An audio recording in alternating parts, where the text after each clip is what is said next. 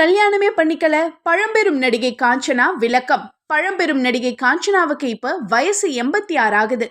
KGF Yash நடிக்கிற spirit அப்படின்ற படத்துல இவங்களுக்கு ஒரு முக்கிய ரோல் கொடுத்து அவங்கள கௌரவிச்சு அழகு பார்த்திருக்கிறாங்க படக்குழுவினர்.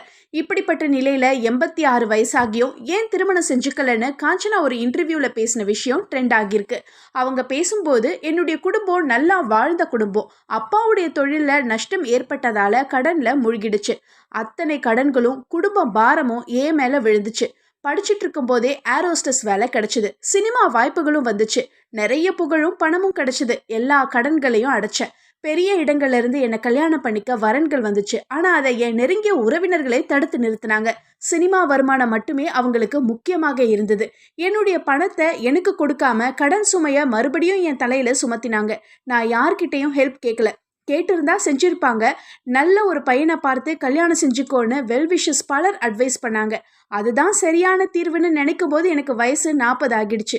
வாழ்க்கையை வெறுத்து போய் கோவில் கோவிலா சுத்தினேன். மறுபடியும் சென்னைக்கு வந்து சட்ட போராட்டத்துல ஈடுபட்டதால கொஞ்சம் சொத்து மறுபடியும் கிடைச்சது. அதுல பல கோடி ரூபாய் சொத்துக்கள் திருப்பதி கோவிலுக்கு கொடுத்துட்டேன். இப்ப சென்னையில இருக்கிற என் தங்கையோட வாழ்ந்து வரேன்னு வருத்தமா பேசினாங்க காஞ்சனா.